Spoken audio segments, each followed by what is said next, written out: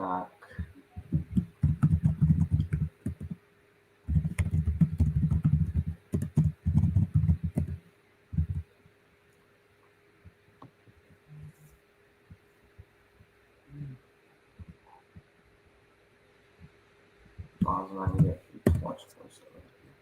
Mm-hmm.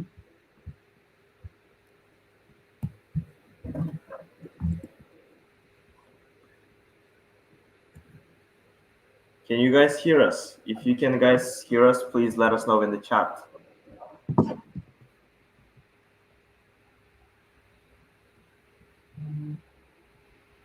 If you can hear us, let us know in the chat. You can just type plus if you can hear us.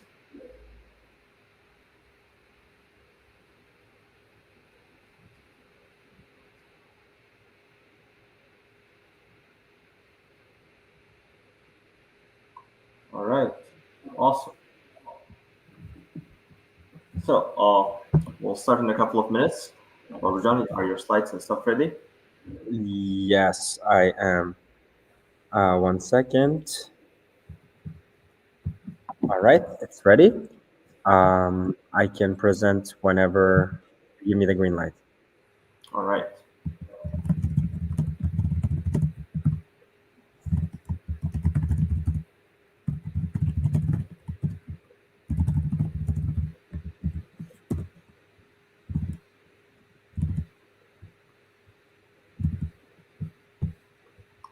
All right.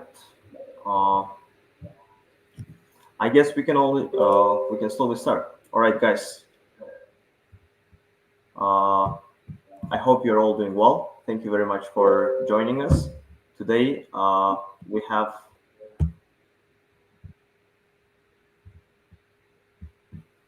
Bobirjon with us, and he will be presenting and sharing his insights on Why Us essay. That's what we're going to be focusing on.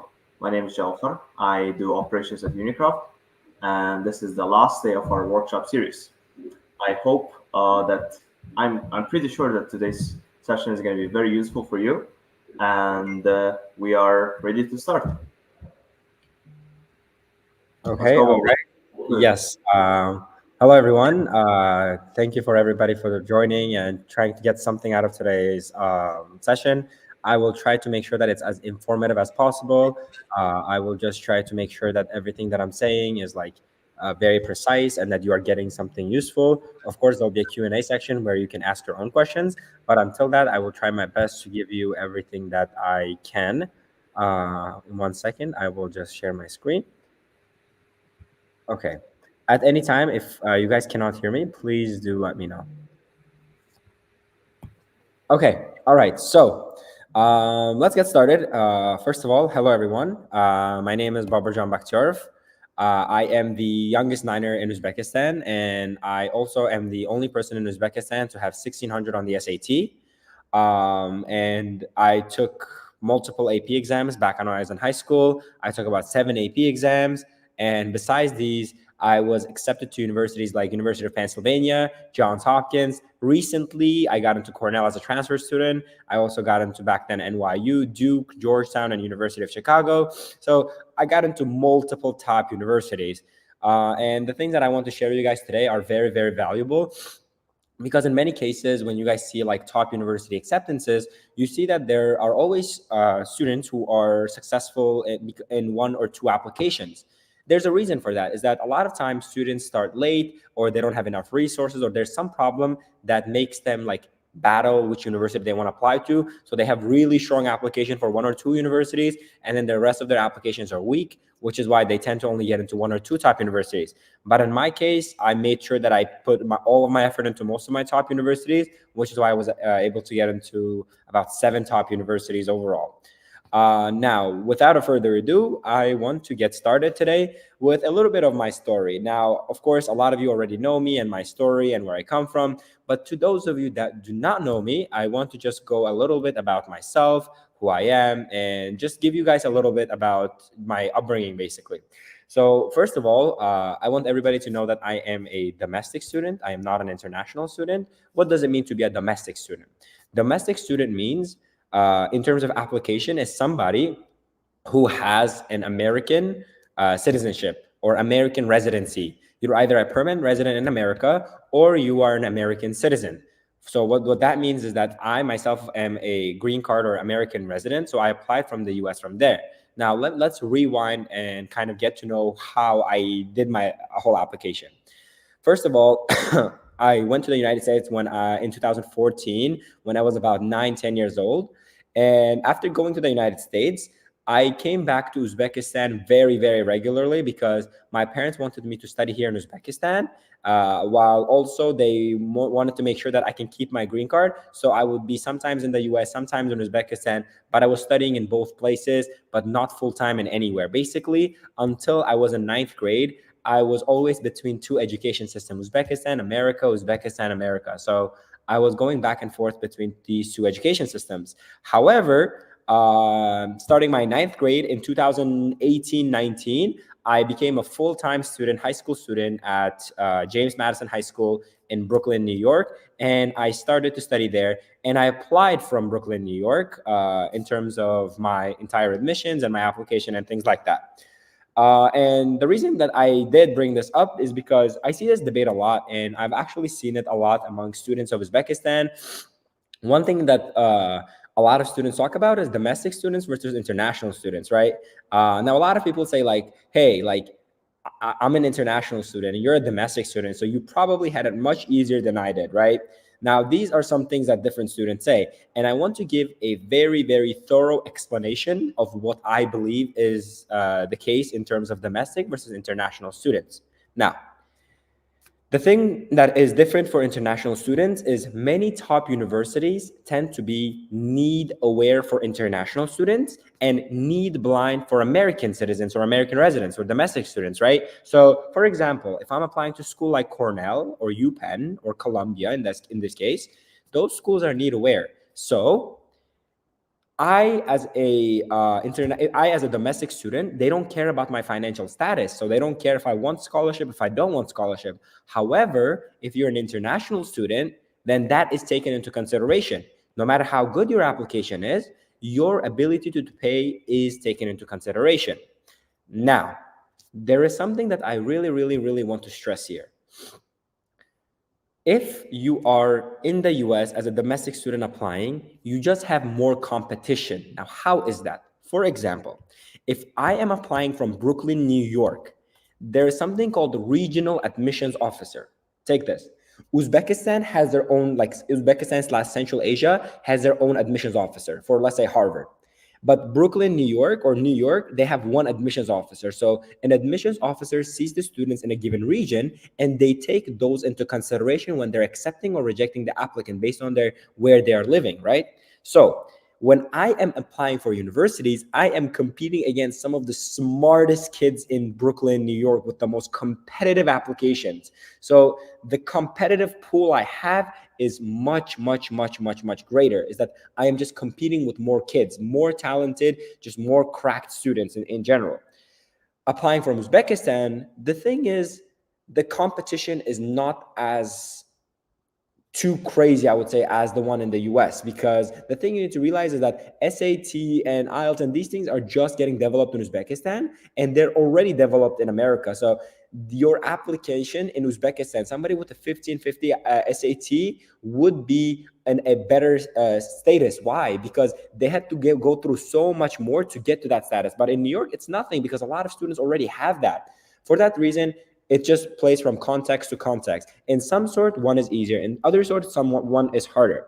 But there is also this one other notion that a lot of students ask me, and this is a lot of American citizens ask me this question. They say, well, what if I go to Uzbekistan? I actually have two domestic students right now, my own students. And they ask me, what if I apply from Uzbekistan? You know, like, what if I come to Uzbekistan and apply from here as an American citizen?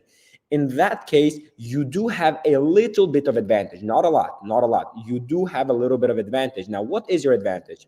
Let's say a school like NYU, or let's say UPenn or Cornell wants to take a student from Uzbekistan, but they're all need-aware schools.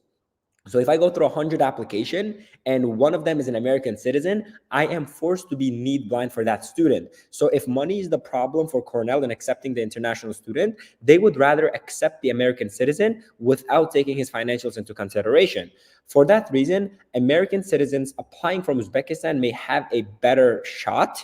However, it still is very, very competitive. Admissions is not just a game where it's like, oh, if you're an American citizen applying from Uzbekistan, you'll get in 100%. So for those reasons, there's a lot of misconceptions for domestic versus international students. And I just want to make sure that everybody understands that there are pluses and minuses and advantages and disadvantages of applying from both places. And admissions officer really look at the student's background, experiences, passion, their joy for learning, their demographics, their ethnicity, their gender, their sexual orientation. Now, all these different things get taken into account when applying for these top universities, basically. Now, I will move away from that a little bit, but not too much. So I was just telling to you guys about today is going to be about why us essays. But before I do that, I wanted to stop on this essay in particular for a certain reason. If you were in Top Unicamp, you probably saw some of these slides, and it's totally fine. Now, let's go back to the previous slide. And I was talking about how international student, domestic student, it's all depend on the context of your application, about where you come from, who you are. And the thing is, 90% of the universities, top universities, have a essay that says, describe your experiences, your identity, your community that shaped to who you are, and how you would make a contribution to the university you're going to. You know, it's called the diversity essay.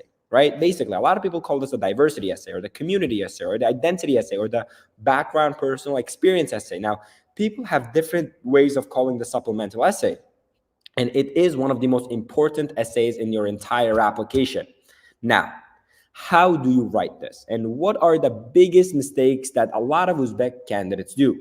Now, last year at this time, last year February, actually, December, SAT Tashkent held one of the biggest admissions marathons in Uzbekistan. And at that time, I discovered about 60 to 70 students from Uzbekistan who had 1,500 plus SATs. Yeah, 60 to 70. And when I saw this pool, I was like, whoa, crazy cracked applicants from Uzbekistan. But once they all started sending me their essays to look at it, it all went down from there. And it was really, really bad. Not because they were writing bad essays, it's because they didn't know what good essays were. Nobody trained them. They were basically going off of their own gut, their own feeling. They just didn't know how to basically frame their application, and that's totally fine. So today, let's get started with one of the most important yet common application essays in your university application. Now, the question usually goes, how will you contribute to university based on your background, experiences, identities, XYZ, right? Now, this is the main essay, like this is the type of question you will get depending on the university. And I see a lot of mistakes students make. I see a lot. Roommate essay, background essay, like, oh, when I'm at Harvard or when I'm at Yale, I would like to share my culture with you guys. I would like to cook plo for you guys, right? I can cook plo for everyone at Harvard. Like, I'm sorry, but if I will accept a student for cooking plo, then I should accept the entire Uzbekistan application to my university. You know what I mean? Like, a lot of students tend to put heavy focus on culture, on the things, experiences that happen to them, but no reflection. Right? Now, if I say I can cook plo for everyone at Harvard, Harvard would go, okay, so what? What are you trying to say? That we will take you to Harvard because you can cook this food? Or second one, as Uzbeks, we do hashar on the weekends. So I will do hashar with my course mates on weekends at Harvard. Now, again, this one, if every single Uzbek applicant, if you're saying Uzbeks do hashar, and you're saying I will do the same, it means the entire Uzbek population who's applying to this university also does hashar. And you doing it is not going to do anything. You're just saying like, hey, accept all Uzbeks. Or a lot of people say, well, Uzbek, to be part of Uzbek is you have to be XYZ. A lot of people play the race card because the first thing they see is the diversity. The first thing students see in this essay is the diversity essay. They go, okay, I need to talk about my ethnicity. I need to talk about my Uzbek culture. Shu vatanparvarligim haqida gapirishim kerak deydi-da ko'plar. But the thing with this essay is, it's not about the experience. A lot of times when you submit a supplement to me or somebody like, I don't know, some people who are in admissions, like maybe Sukhrob Murodov, my best friend, or somebody else, you hear this word, cliche. This is too cliche. And I do say this a lot. You will hear this word a lot in your college application. People telling you your essays are cliche. But I want you guys to understand one thing. There is no cliche topic. There is only cliche like execution, delivery. For example, now, let's say I want to talk about this identity essay and I want to talk about plov. And I gave this example a lot. The reason I repeat the same example in different places is because I just want to make sure that all the ideas I have, students just don't copy them down, because students tend to do that a lot. But this is something that I wrote. Actually, I guess it was this year. I wrote it either for Columbia or Cornell. But this is something that I wrote. I said, for example, patience. How did I get patience? I didn't just say like, as an Uzbek, you have to be patient. This is what I said. I said, hey, I'm a very, very, very like hungry person. I love eating. One of the best things about life for me is food. Like, for example, I go to a gym every day, but I eat so much that like my body doesn't look like somebody who goes to the gym, right? I just eat a lot. So I said, hey, I'm a heavy eater and I love eating food. And when I'm hungry, nothing can stop me. I need to eat. However, my mom has this one really, really, really bad, quote unquote, bad habit. Every single time she makes plov in our family, she makes sure that I take the first plate to our neighbor, because we give it to our neighbor, and when they do plov, they give it to us. So before I can eat, she makes me go on to the neighbor's house and give them the plov that we have in our house. And then I come back and I sit down and I'm super hungry and I need to eat the food, because I'm just like, I already had the scent of the food while bringing to the neighbor. And then I still can't eat until every single person in our family is on the table. Like, because that's the Uzbek culture, isn't it? Like my grandma always says, like, unless everybody's at the table, we cannot start. And we wait for everybody and then we all start. Now the oldest person in the family starts. Now that's me being patient. And then there's further, the patients get developed further.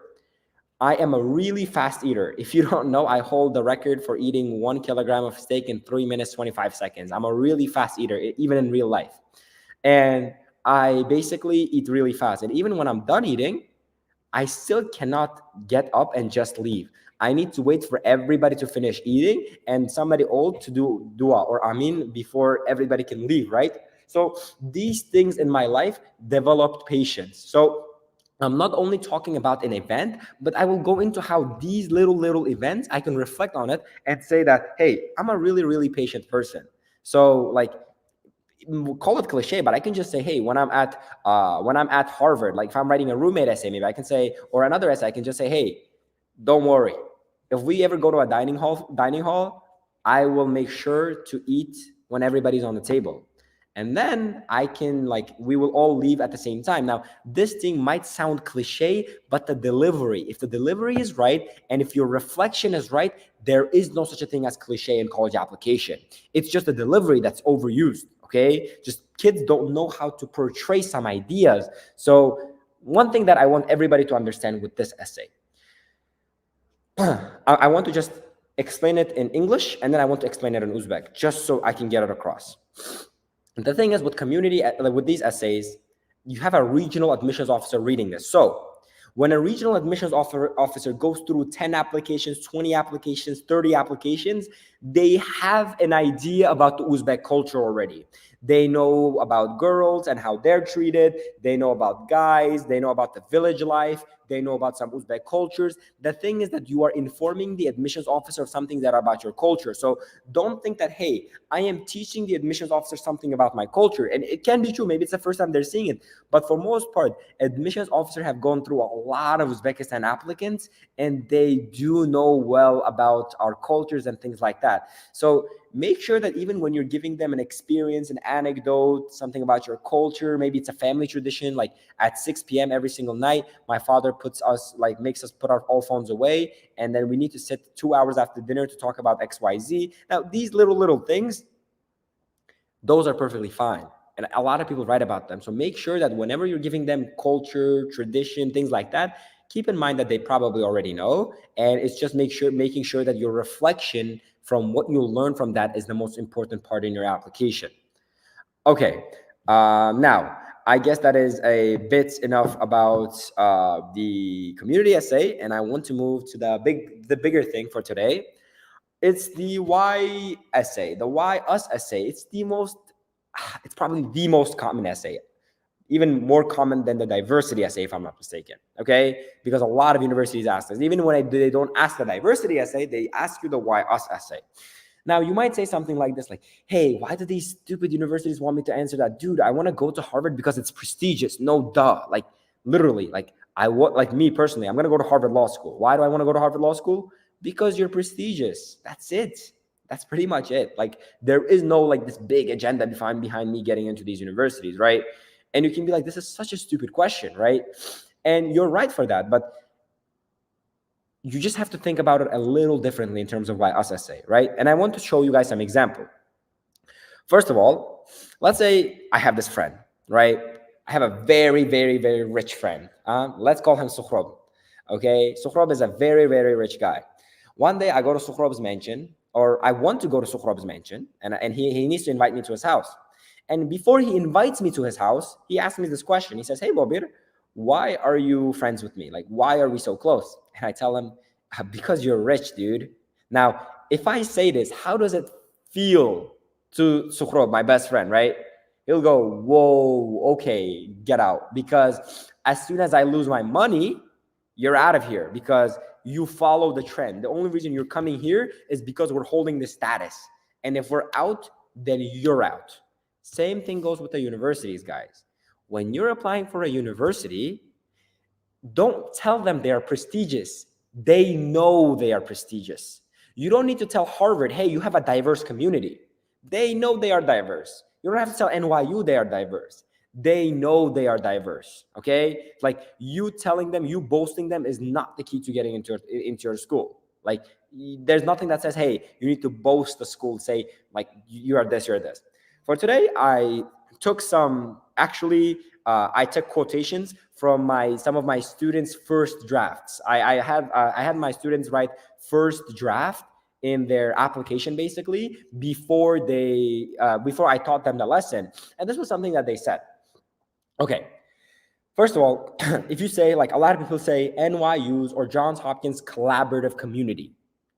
What do you mean by collaborative community? Every single university in the world is a collaborative community. Every single university in the world. You don't need to tell me NYU is a collaborative community. They know they're a collaborative community. Or Brown's interdisciplinary approach. Now, these are some ChatGPT answers, guys. Like, a lot of people tend to say, well, like, not only will I learn theory, but I can approach it from a practical perspective. Oh, your university is very diverse in this. Oh, you have a great physics program, or you have this, like, the thing is, you are just giving them things that can be easily replaced by any other university's name. For example, instead of saying NYU's collaborative community, I can just say Princeton's collaborative community or Johns Hopkins' collaborative community. The thing with the why us essay that you need to understand is you do not tell them what everybody is telling them. If everybody's telling them they're prestigious, the thing is they know they are prestigious. So you might be like, okay, but how do I approach it? And we will go into that. Before we do, I want to actually analyze this one supplemental essay. And this was a supplemental essay that another student wrote, and he's from Samarkand Presidential School. I will not mention his name, but he wrote this essay, and this is the definition of what not to do on your college application. All right, so let's read this paragraph by paragraph. I mean, this is a full thing. It was a full thing, and I just broke it down in bullet points. But let's read it. For students who wants to break the boundaries and conform social norms, a university with a global education in various spots with different cultures will be the perfect option. Okay, when you say this, there's no university that's popping up to my mind. Every university is popping up into my mind. Let's keep going. The university without borders, without walls, will appeal to many students who do not like sedentary lifestyle and want to discover more along the quality education. Now, when you see the university without borders, I automatically think about NYU, which is good, but I think about NYU New York, okay? This student is talking about NYU Abu Dhabi, and I don't know if this is the case with NYU Abu Dhabi. I know this is the case with NYU New York. But let's keep going. An institution with a diverse student body where everyone shows a unique culture and shares different passions. This is every single university, guys. Nothing specific about NYU will help the kind of student to thrive both academically and personally. Students from 6 continents, but no one with the same culture and society. Again, he's naming every single university in the world. The university does not just install a global mindset in its student, it helps them prepare to change the world. Every single university, even Westminster in Tashkent, Webster in Tashkent, Inyaz University, Uzbekistan World Languages, every single university in Uzbekistan does this. Additionally, taking intensive courses in a different location during J terms allows me to explore more by offering me to study at various locations throughout the world once I become part of the most international student welcome university. A lot of universities have the J term, like they have, Duke has this, okay, if I'm not mistaken. Carnegie Mellon has this. A lot of universities have this, so it's not, again, specific yet. I don't realize that it's NYU Abu Dhabi even until this point. And then it says, unleashing my academic excellence in a row while uncovering myself as a person within the circle of achievers across the world is what my interests and expectations overlap with. And I see NYU Abu Dhabi as a perfect fit for me to make me bold and not conventional. Now, the only specific thing I saw about NYU Abu Dhabi here is the last sentence that says, and I see NYU Abu Dhabi as a perfect fit. Every other sentence in here is about any university, guys. It will make sense for anything. You cannot tell me you're talking about NYU, Abu Dhabi, after reading this essay. Maybe the University Without Borders part, maybe just that little part. But without that, you have nothing here. This is not a specific Why Us essay. And a lot of people tell me like, okay, you keep talking about don't do this, don't do this, don't do this. Then what the hell are we supposed to do? How should we construct a Why Us essay, right? Because a lot of people are like, oh, like I have trouble with this, I have trouble with this. Just give us a formula. The first thing I want to say, there is no right formula, because if I give you a formula, everybody will end up following it, and that no longer will become the norm, right? Everybody will overuse it. For that reason, I will try my best to teach you how to think, but not what to think, okay? For that reason, let's get started. Now, the first thing you see is a lot of people saying is, be unique, be unique, be unique. Now, and then you ask, but how unique? Like, what do you mean by be unique about your Why Us essays, right? And this is what I tell students. A lot of times, your best friend in terms of finding unique things about the university, it's not about boasting the university. The Why Us essay is not to show why what that university has to offer is perfect for me, but what I have to offer aligns with the university's interests, right? Now, read the third bullet point I have here. Why Us essay is just a Why Major essay, but showing the majors fit for the university. Now, what does this mean? This means when I'm writing my Why Us essay, I need to write a Why Major essay, not a Why Us essay. My majority, 75% of my entire essay that I approach, this is how I approach it, is a Why Major essay. For example, let's say I want to study political science at Stanford University, and I have to write a Why Stanford essay. I can just say, well, first of all, I moved from Uzbekistan to America at the age of 10. And the first time I came here, the first political campaign I went through is in 2016. It was Donald Trump versus Hillary Clinton. And during this, the entire school, TV, media, everywhere I go, there was political debates about political campaigns and things like that. However, once I was in Uzbekistan, there was a lot of political talking, but not really debates. It wasn't as advanced. And I said, well, how come that's the case? Is that they're both democratic countries, right? So I was like, okay, so how do I break this down? That was my first introduction into politics. I really got into the politics in the US. I started doing my research on Hillary Clinton, my research on Donald Trump, seeing what they have to offer, their things. And from then on, that attracted me to political science. And then I started really getting interested in political behavior of candidates, basically, and people who vote, voters, political behaviors of voters, and what really changes them. Now, I will talk about this for about 75% of my essay, and then I'm just going to say, and Stanford seems to be a good fit for me since you guys have a political science program that offers XYZ, and you also might have a professor that I did email The thing that I need to tell is I cold email about 500 professors before doing college applications. It was actually my junior year I started. I cold emailed about 500 professors asking them if they would like to work on a research paper with me. I said, I'm just a high school student and I would really love it. I cold emailed about 500 professors. Out of the 500, about 200 replied. About 50 decided to communicate with me back and forth. About 15 to 10 of them decided to tell me, hey, you keep writing it and I will keep giving you comments. So I basically had about one professor per university helping me. So when I was writing their Why Us essay, all I said was, hey, this is my story. This is why I like this major. And for the last 6 months, I happen to be working with Professor XYZ at your university. And because of this, I would love to continue working with this professor and do this research that we have been doing and actually get it published when I'm at your university. So the Why Us essay is sometimes people just go, oh, I'm just going to talk about how I'm going to take these classes. I'm going to take this professor's classes. Like, okay, all you did was you just went to Google and you are really good at using Google. You just went to the university, you looked at the professors and you looked at the courses. But that's not why they know you're doing this. So instead of doing that, you need to show them like this is what I usually did. I usually showed the university that, hey, it's not my first day doing something with Stanford or Harvard or Yale. I have been doing XYZ with you already, and I would like to continue what I have been already doing with you.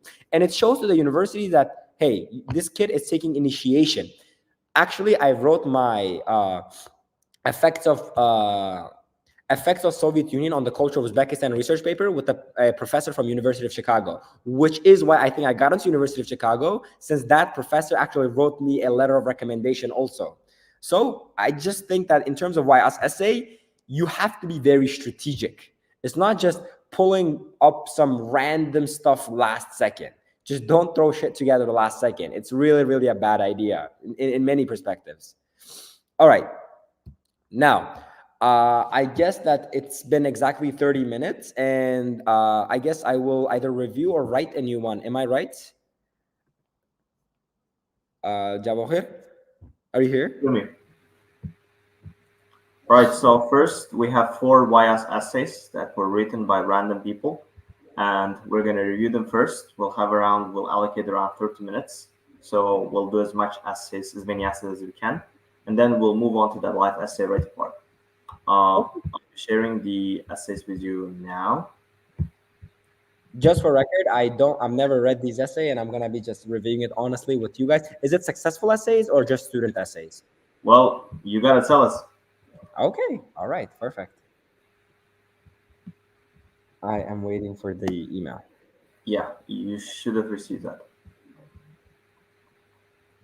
Yes, I did. Okay. Awesome.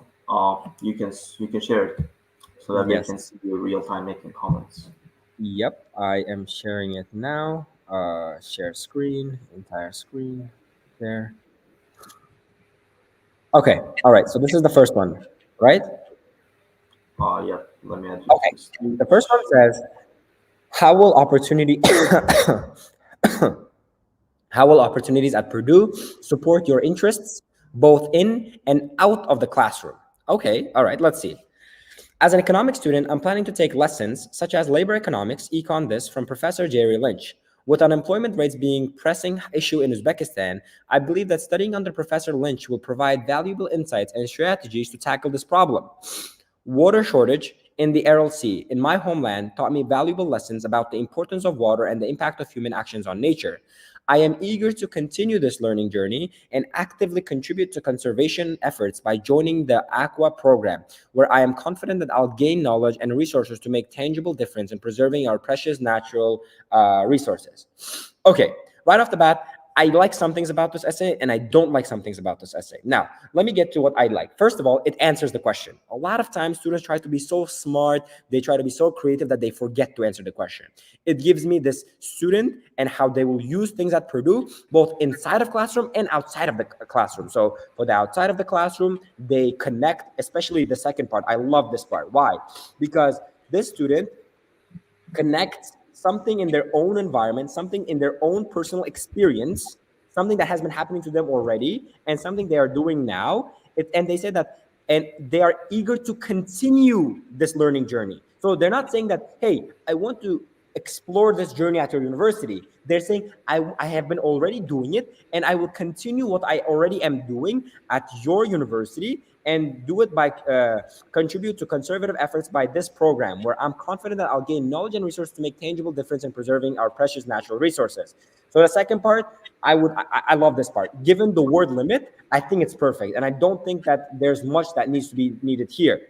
But let's go to the first part. The first part, it says, well, we understand that it's an economics student and they do have this word limit, which is the only thing that makes me really like this, but I do have some criticism about this.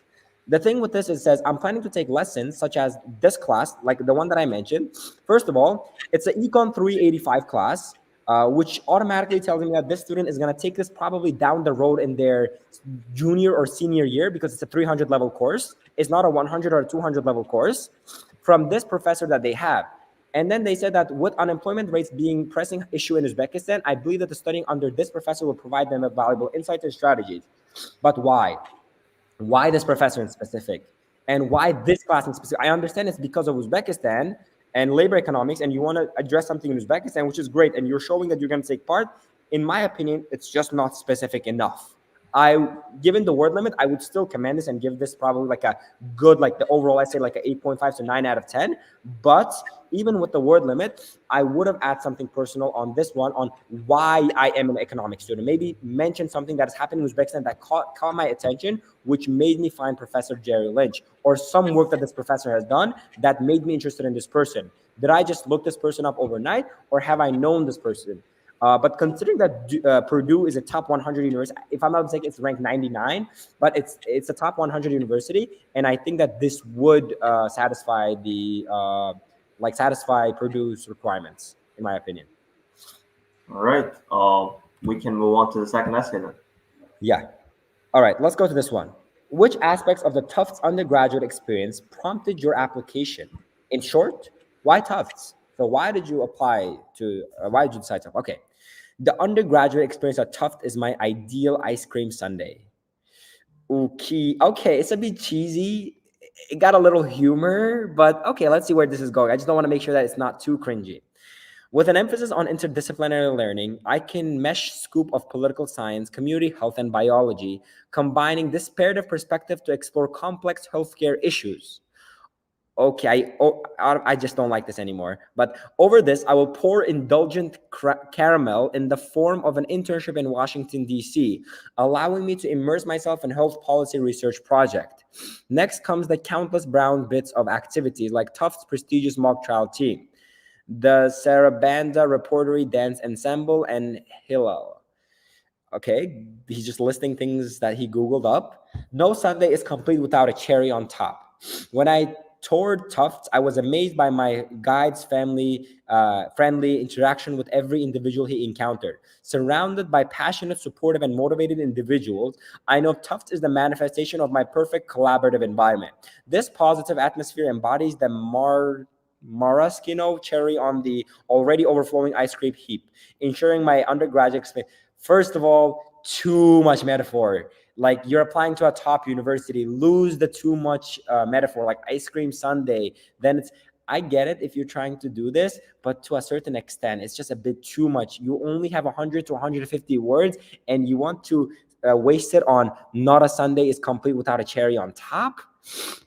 No. Second thing, emphasis on interdisciplinary learning. It's such a ChatGPT thing that I feel like it's a ChatGPT thing, because interdisciplinary learning, you can apply this for any university, and you can mix political science, this, and healthcare issues. You can do that at any university.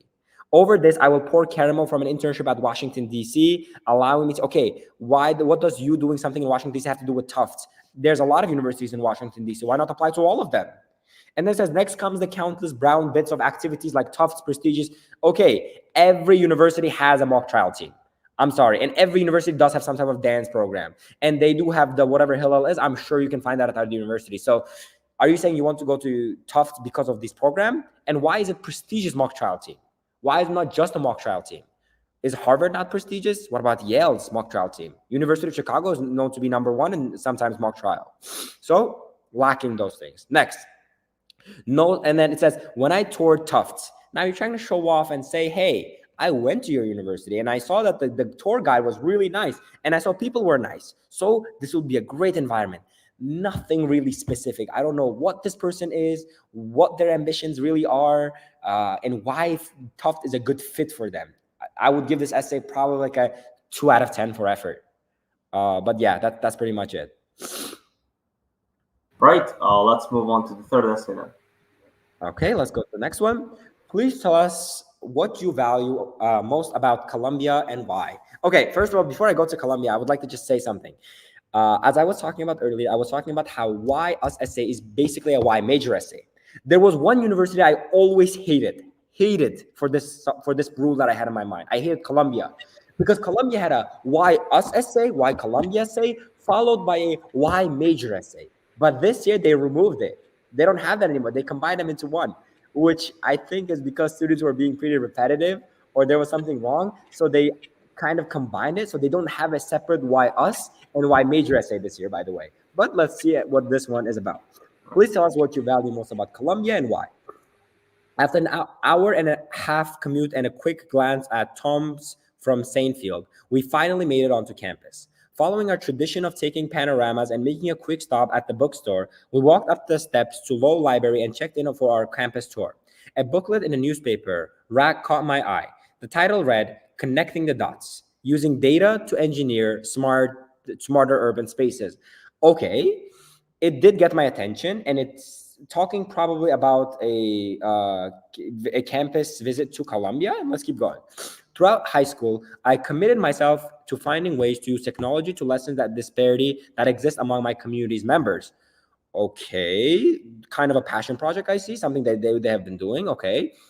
Especially as it relates to finding opportunities best suited for their futures, whether it be through helping their other find jobs, internship or volunteer position through my app, Rainy Day, or providing a platform to find reliable free tutoring help. High school taught me that creating technology could be utilized to help others find and connect with opportunities.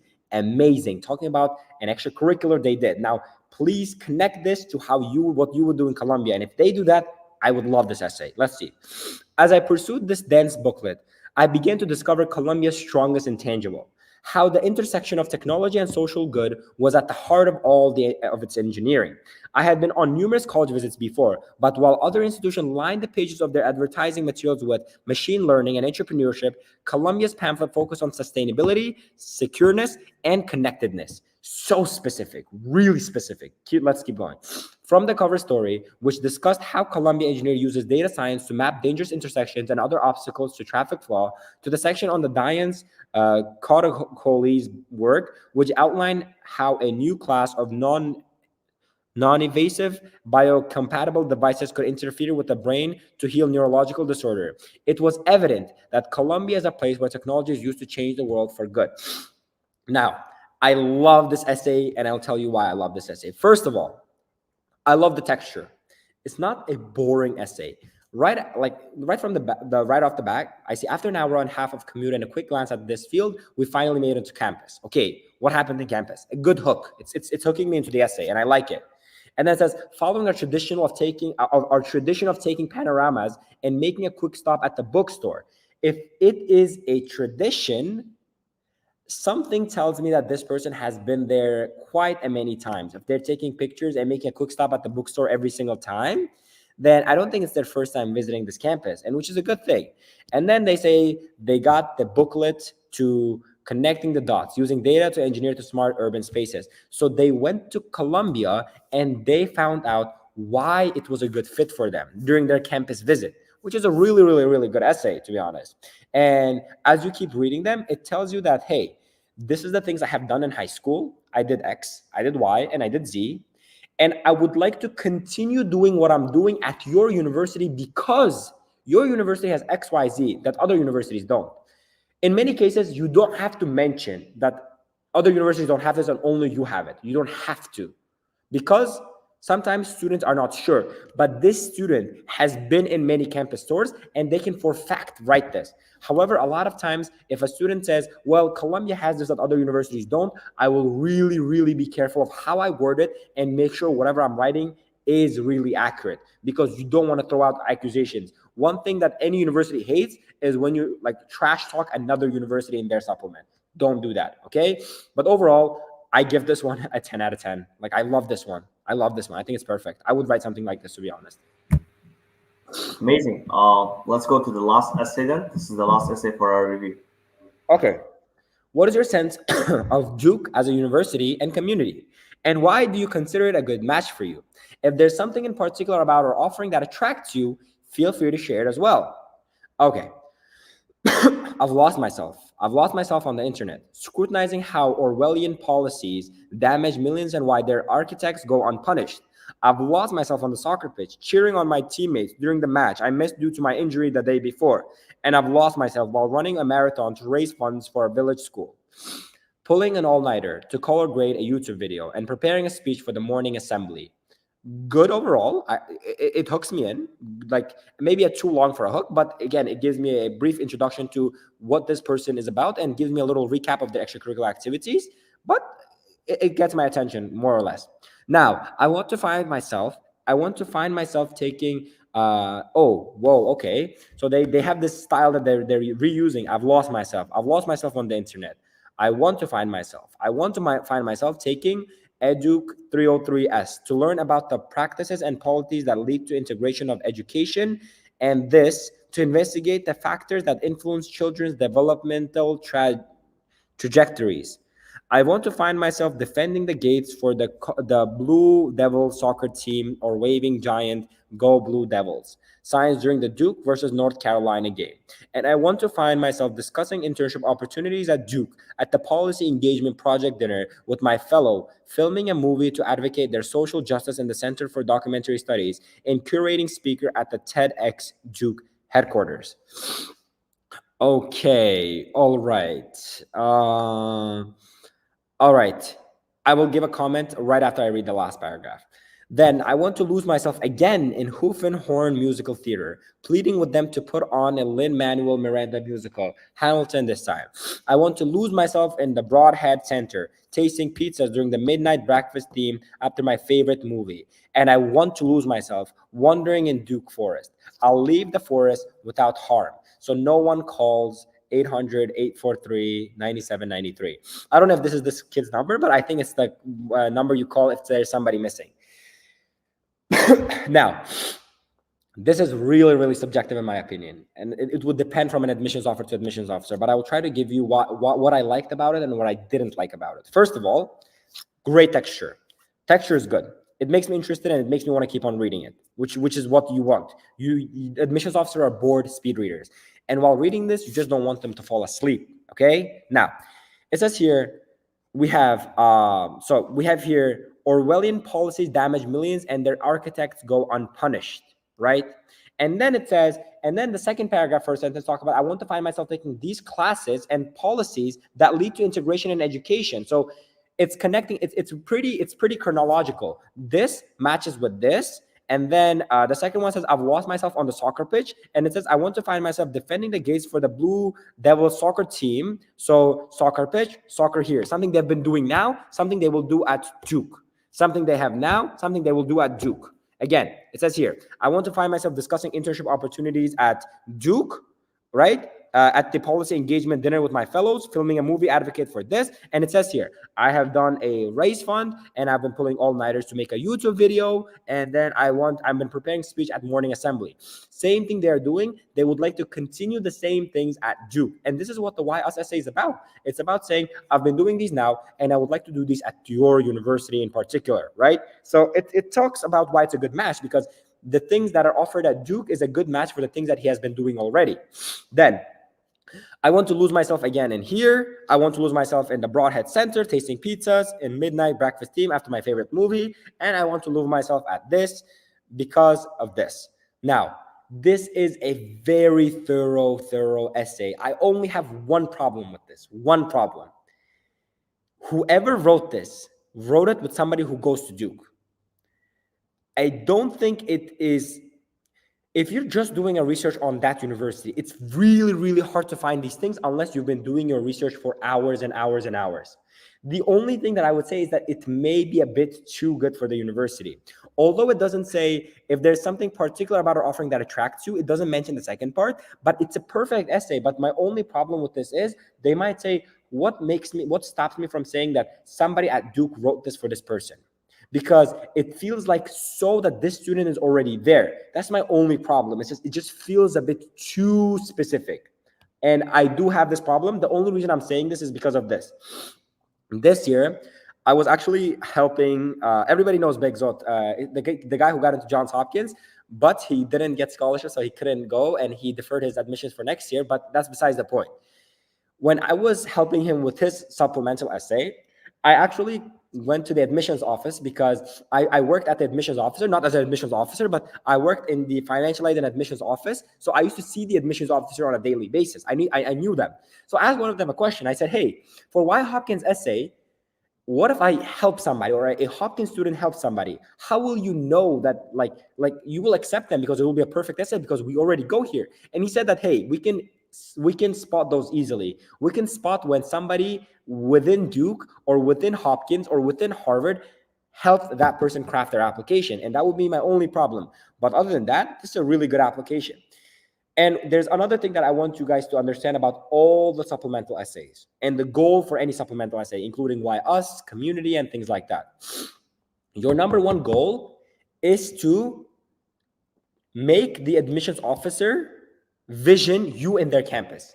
You need to make them think that you can take part in the campus and give them something that are familiar to them, because admissions officers live on campus. So when you tell them this dining hall, this lab, this professor, maybe not the professor, but this building, they already know these things. They know the forest, they knew the midnight breakfast themed, whatever. They know all these things. So if they can see you and imagine you at their university, you have successfully answered the prompt. So I would also grade this very high, except I would just say that it may be a bit too specific for Duke, and it would make me like a bit suspicious about this essay.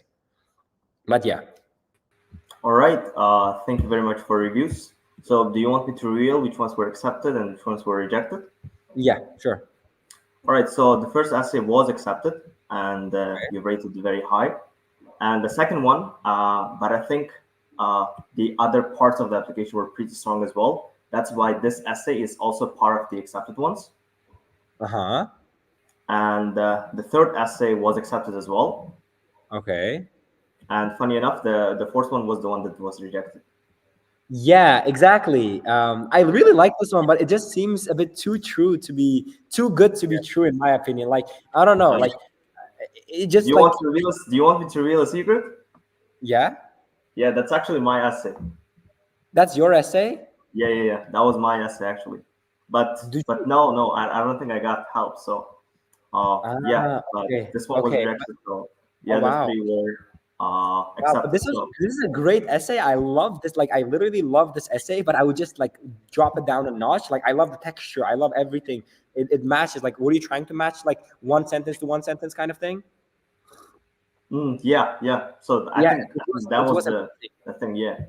It was amazing, but it just felt like too much. It just felt like you are just like too much into Duke, and something made me think that somebody was helping. So I didn't really like this one, and I'm surprised that this one got in, because this is like one of the most cliche essays that I've read personally. So well, you obviously know that it's not just like one essay. So of course, no. I think that many other parts were pretty good for it to be accepted. Of course, no, that's for sure.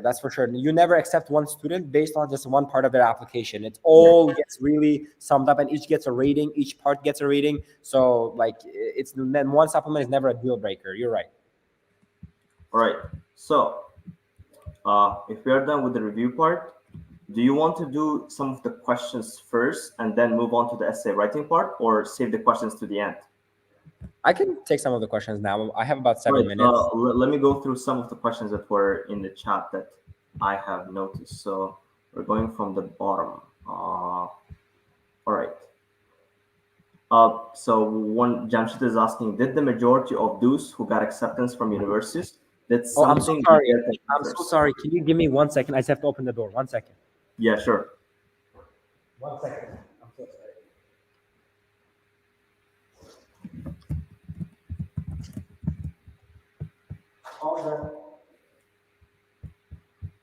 All right, chat, you can leave your questions in the comments, in the live comments. So this is where we'll be reading all the questions to Bobirjon.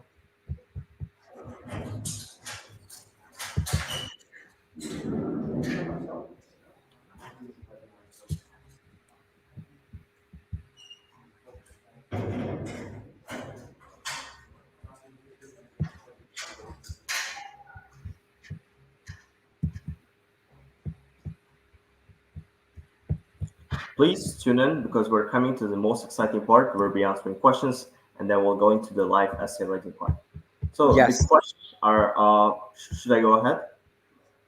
Yeah, I'm here. Yeah. So the question is, did the majority of the students who got accepted to universities did something with their professors, with the professors at those universities? The thing is, in a lot of cases, if a student can show that they're working with a professor from that university, it does boost their application by a lot, especially if they can receive some type of recommendation letter or something from that professor. And a lot of people usually do, because working with a professor at a university in high school, it's a really, really big thing. So from personal experience, I can say yes, there's a lot of majority of students who do. And the thing that you understand about going to a top university and asking students about how they got in is a lot of students did some type of internship. I mean, not an internship, but like a research program or something at that university. They already came, like BAPS and summer program. Some people were in BAPS and summer program. And they met some BAPS and professors. And if they can make really good like relationship with them and get some recommendation letter or write something with them, it will be a key to them. So in my opinion, yeah, it does contribute a lot to your acceptance. All right. Next question is, what do you mean by cold emailing? Can you clarify the difference between cold emailing and regular emailing? Cold emailing is when you have the same exact email, you just change the name and you send it to different people, like saying, hey, I really like your work on political science, and I'm actually writing a research myself on this political blah, blah, blah. And the thing, like, would you be interested in giving me some comments? I know you're a very busy person, but I would really like appreciate if you can, because I really think that your expertise or your research field really aligns with what I'm doing. Of course, do some little bit of research on the person, but you have the same email and you just send it to different people, like multiple people, and that's called cold emailing. And regular emailing is when you craft an email per person and from zero. That's like regular emailing. All right. The next question is, should we include things that are connected with our religion? Yes and no. For example, it's never about like what to write, it's about how you write it. For example, if you do write about religion, right? Let's say you want to talk about being a Muslim. I have a lot of students who talked about, for example, like how they pray 5 times a day, saying that, hey, like at 4 a.m. I'll wake up and I may like bother you a little bit because I pray. The thing is, those things are fine, but again, it needs to have a motive behind it. It needs to have a reflection, like what did that religion like prompted you the person that you became, and how you can make that contribution later. It's okay to put religion. I would just say be very careful and make sure your delivery is unique. Can somebody, let's say you want to talk about you being a Muslim, a good Muslim, and how like how God has put you on this path and you're just this very hardworking person because of it. Can another person say the same thing? If yes, I wouldn't write about it. Yeah. But if my delivery is different and if the effect on religion for me is different, then I would totally write about it. All right. Next question is, can you tell us about the first draft of your personal statement or YS essay, if you can remember? Like, can I tell, like, what do you mean, first draft or how many drafts? Yeah, like just briefly, maybe like the first draft. How was the process? What did you Oh, write? okay. I had There's about no document, of course. 28 personal statement drafts, if I'm not mistaken. It was a lot. Trust me. That's about right. I started with an immigrant story. Teachers told me it's too cliche, write about something else. I went to being on mock trial, then to being a debate team captain, and then it revolved around, again, me coming from Uzbekistan, and then it revolved around me wanting to become a lawyer. It went to so many different things, but at the end, there's one really, really good lesson I learned. Never let a person give you an idea for a personal statement essay, because if another person gives you an idea for a personal statement essay, you cannot develop it until the end. You cannot. It's basically impossible to develop it, because you will get that idea from that person, you will start writing it, and you will not be able to connect the things in your life. So always go with your own idea of what you want, but ask people for like delivery and execution. That should be what's different. All right. And I think, I'm not sure. Could you provide recommendation on essay writing for students applying to graduate school? But I'm not sure if. Yeah, I'm so sorry. I will get some experience this year, but until that, I don't have a lot of experience with graduate school, mm, unfortunately. okay. Other things are not quite related to today's webinar. So, all right, let's see. Jasmine is asking, so do you think using metaphor in personal statements is a bad idea? No. I never think it's a bad idea, but I just think that there should be a line. Just don't make it too childish. Remember, you're applying to a prestigious university. Remember that they want really, really intellectual students. When you say, like, I think it was a rejected thing, but oh wait, was it? Yeah. It like ice cream sundae, making it a something on top. Like for me, that just sounds like very, very childish, and like it seems very forced. Like, why are you talking about an ice cream sundae? What does it have? Like, if I want to talk about like maybe how every evening, okay, for example, pottery. Let's say talk about pottery, and let's say that every single time I used to do pottery with my grandma or grandpa growing up, and then I want to describe my life and connect it to that. Sure. Or let's say I love drawing or painting, and this is something I've been doing for my life. And if you're doing metaphor on something that you have been doing or something from your life, go ahead, use it, do it. But ice cream, like that just wasn't good for me. So I would say use metaphor, but just be smart with what type of metaphor that you use. All right, cool. It's already 8 p.m., so we'll go on with the live essay writing, and then if you have time, we're gonna go over some other questions. Of Uh, course. I have shared the question with you right now. Uh-huh. Uh, Wait. Yep, you should have received it.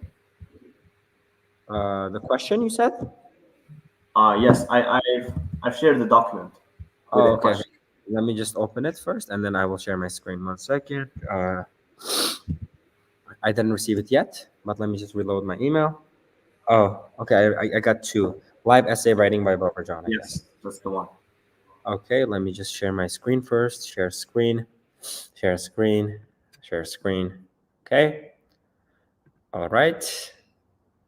All right, give me 1 second. I guess about 140 people are watching. No pressure on me. I will try my best. Let's see what it says. No How pressure. will life experiences that shapes who you are today enable you to contribute to Harvard?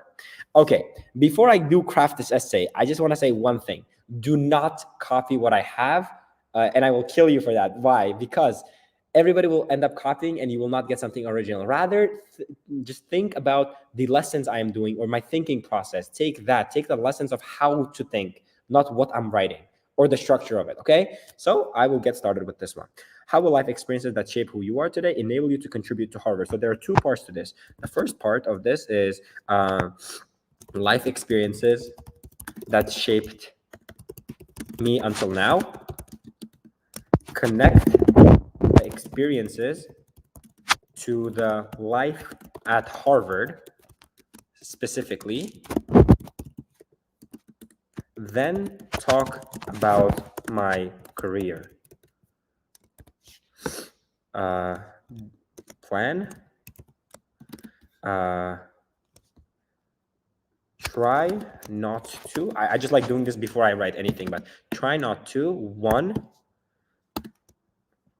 don't just give your future plans or career without mentioning Harvard and its contribution specifically. Make sure you have a strong background foundation that will enable you to connect to the future. Okay, now let's see this. I actually wrote something similar before, but I guess it's fine. I will try to think about the thing that I have written already. First of all, it's a life experience that shape who you are, right? Now, this, I would consider this a community, identity, and diversity essay that we already talked about in my lesson today. So this is what I will say. Growing up, I was part of the Uber, Lyft, GMV, and most importantly, the USCIS community. My father had exactly 4 best friends and approximately a dozen of friend of a friend. Oh, I am so sorry. I'm just gonna pick up a call. Really. Hello? Assalamualaikum.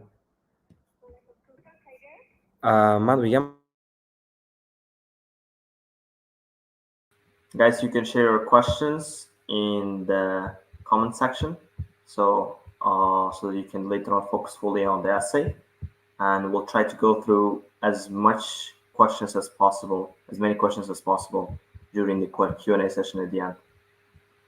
So make sure you mention and get the answer to all your questions.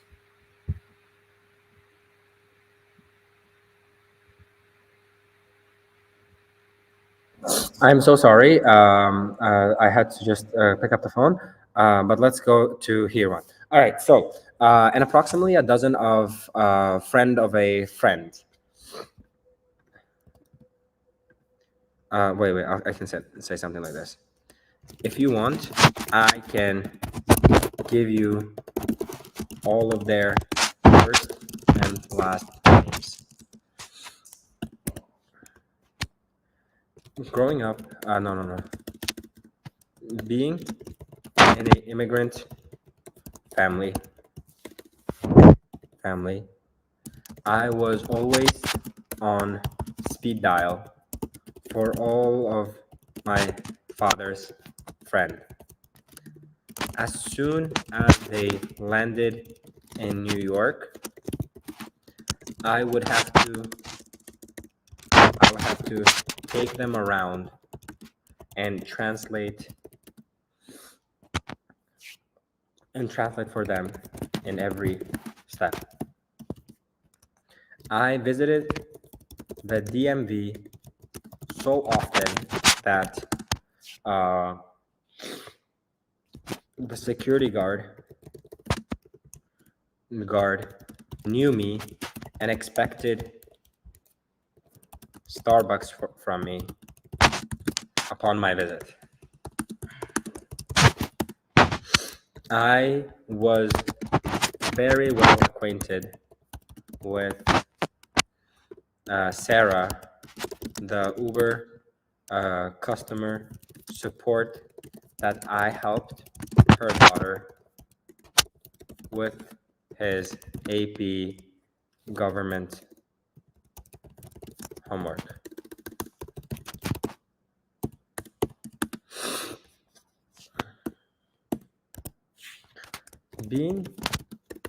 Having these experiences taught me. Let me think.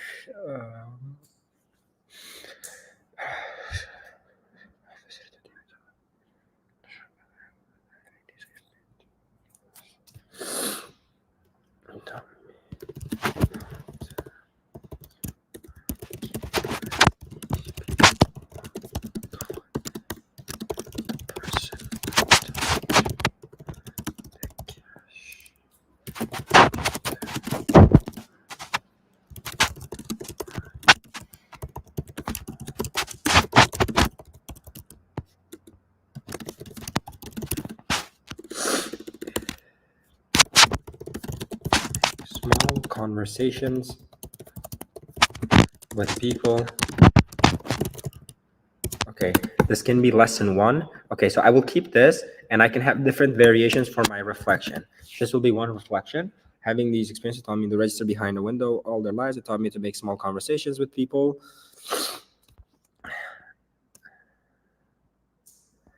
Having the US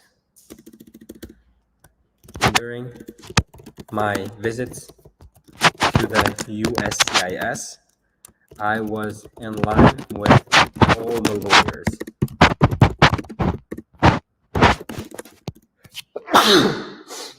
Thank you. Without all the lawyers, but I was the one.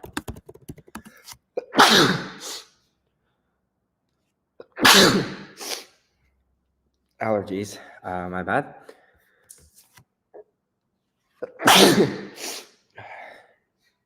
Without a law degree.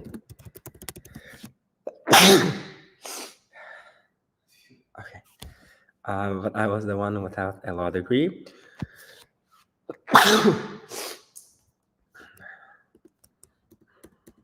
But these small trips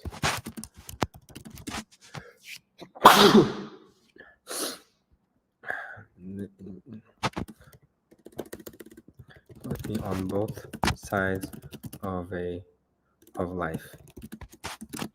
The customer and the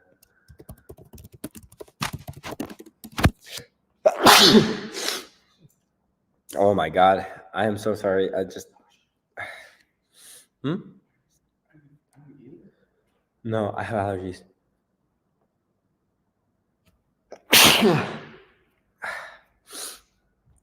Okay, put me on both sides of the customer and the customer support. Okay.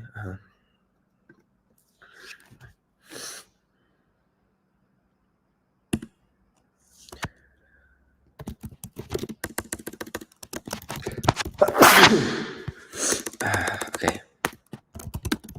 Connection to Harvard.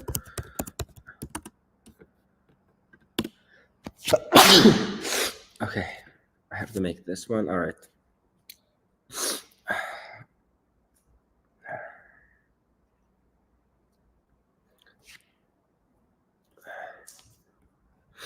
All right. The customer and the customer support. I was in line with all that, but I was done without a law degree. From then on, but one day I want to be a immigration lawyer. Okay, let's talk about immigration lawyer down here after Harvard. Let's make connection to Harvard and then talk about immigration lawyer. So let's see what Harvard has. Harvard helping immigrants. Let's see. Oh, wow. Let's see. Harvard undergraduate. Harvard University program that helps with translation. Yeah, not in Uzbek. Harvard studies the Harvard.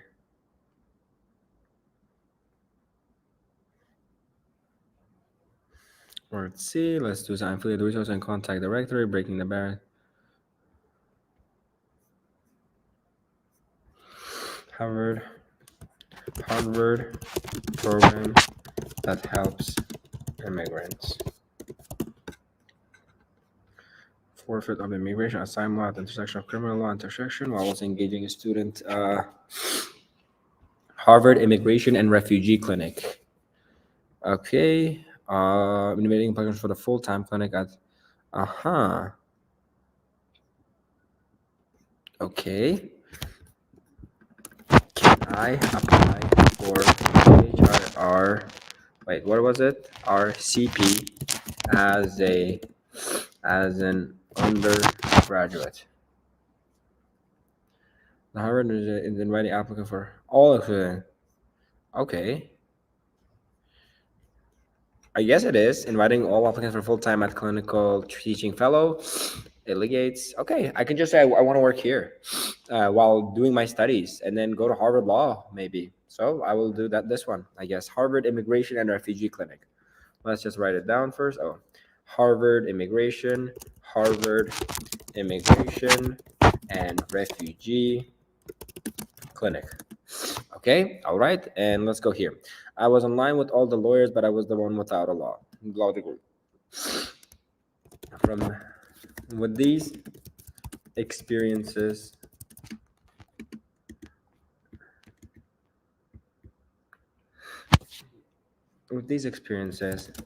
I would love to soak all the opportunities Harvard has to offer in terms of my future has to offer. I want to continue my help at the Harvard Immigration and Refugee Clinic and help immigrants with any translations or documents. Okay. Not only this, I would also Harvard clubs and organizations. Let's go here. The key here is making sure that you can say you have been already doing it and you will continue it at this university and then project that to the future. Okay. And then, okay, of course, the word limit I can cut down and I can do a lot with it. But just for the first draft, I think that we are doing just fine. View all student organizations. Oh, you can't see them? No way. All right. Culture and then racial initiatives. I guess it will be at court. No way. Harvard doesn't allow those anymore. They used to have all of them on the internet before, about 3 years ago. I mean, okay. I guess. Oh, here they have them on Wikipedia. All right, that's great. Harvard Jazz Capella, Harvard Low Key, Opera, Orchestra, Choral Group, Theater and Dance, other publications and media, service, political.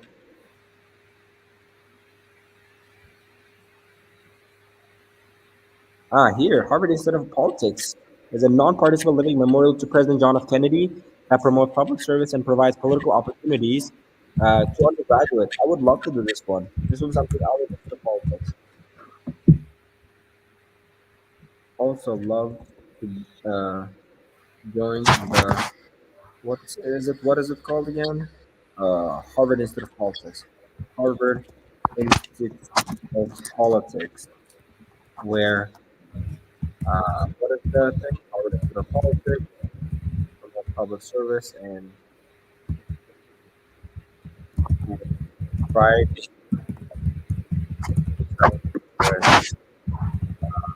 with private stuff and promoting public service. And then I can just mention something like this. Having this experience has taught me that to communicate with people. All right. Now I can just mention what I want in the future. No. Therefore, Harvard. Can you just like unlock the door? Just like turn the key. Therefore, Harvard. Therefore, Harvard education will help me to continue. Harvard will help me. Harvard will help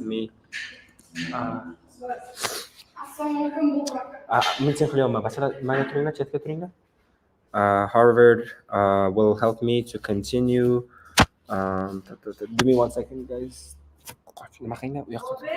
Olacağım meeting kılıyorum ben. Meeting kılıyorum. Brüzelik kişinin vakti yani kırgan meeting. Therefore, Harvard will help me to continue. Um, Give me 1 second, guys. It's just my grandma came. Let me just.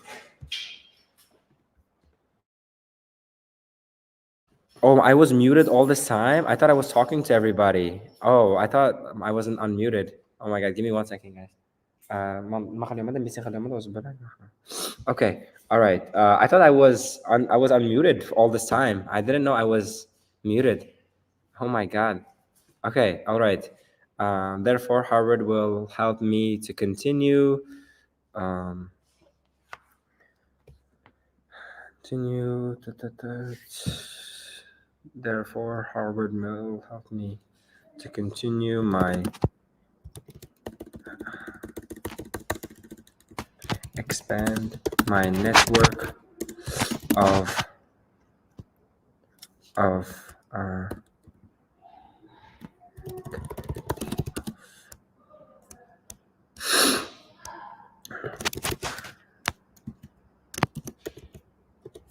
left and DM.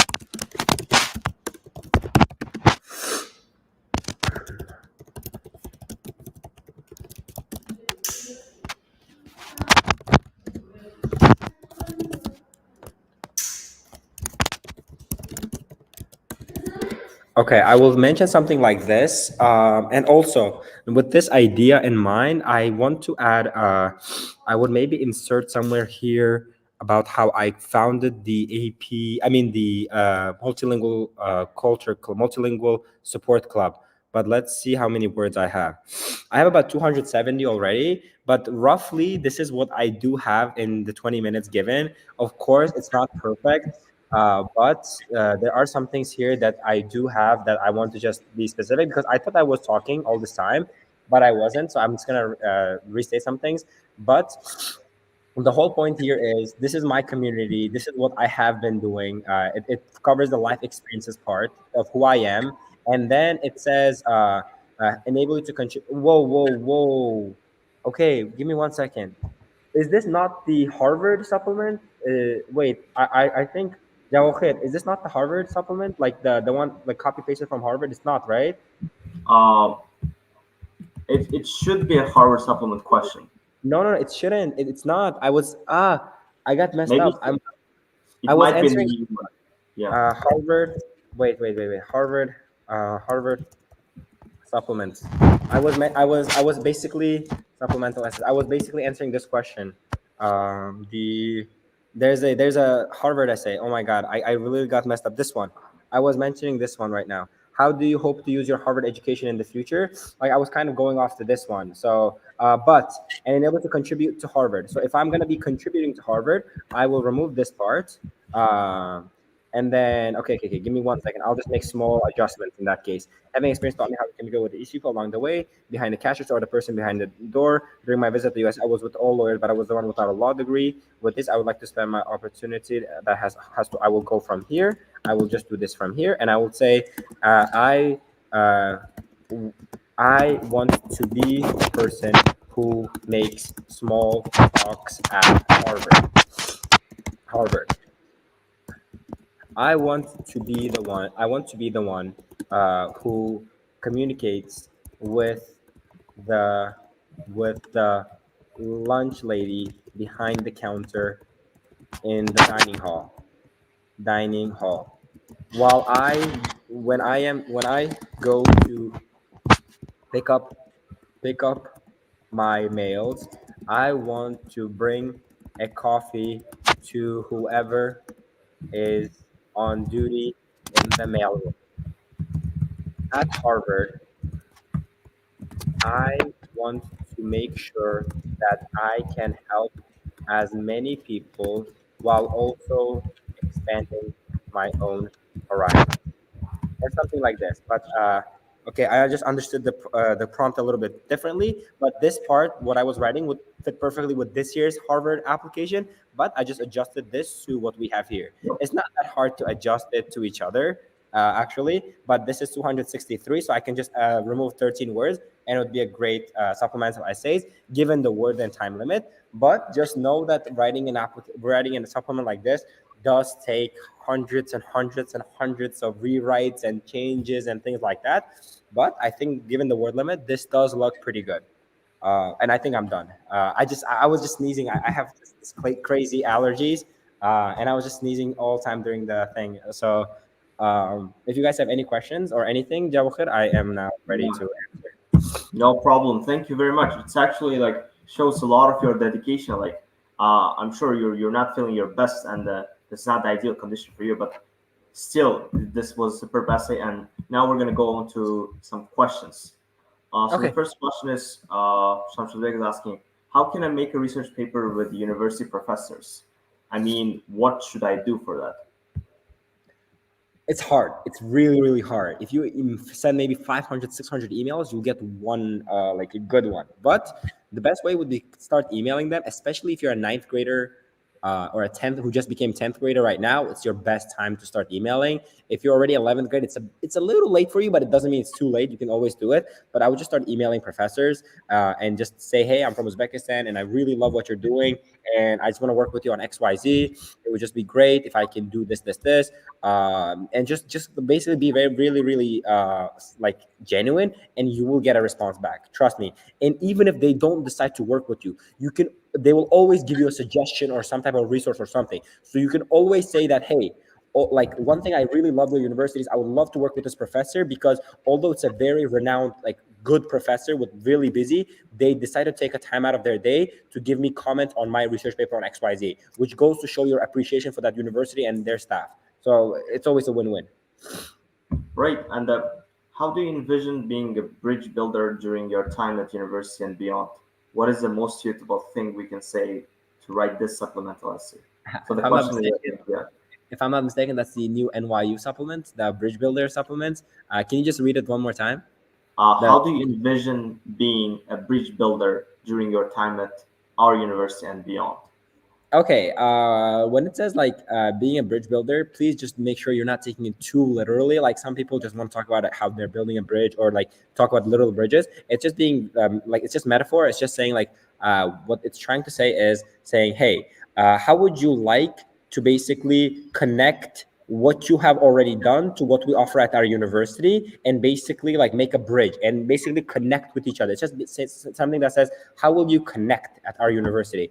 And in my opinion, it's just a very great experiences background to the Why Us essay. It's just that. It's basically what we just wrote right now. Literally, your background experiences and how that will help you make connections and make a bridge to your university.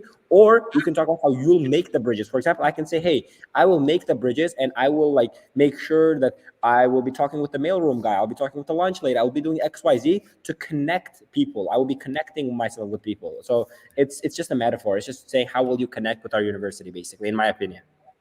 But I haven't really had the time to really Yeah. break down the supplement. But I think it will take me some time. But I think like just right off the top of my head, I think that's what it means. All right. Another question is, should we use hook in every answer?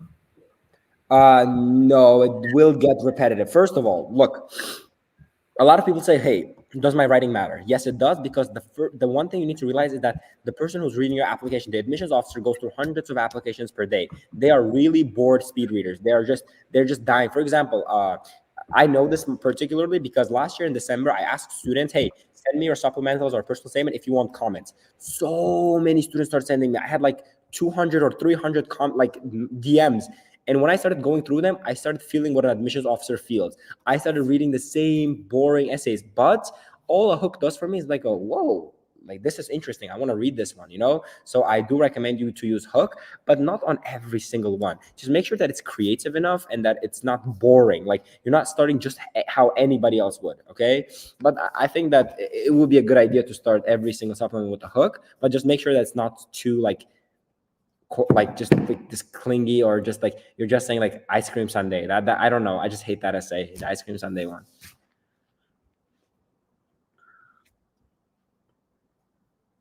Anything else?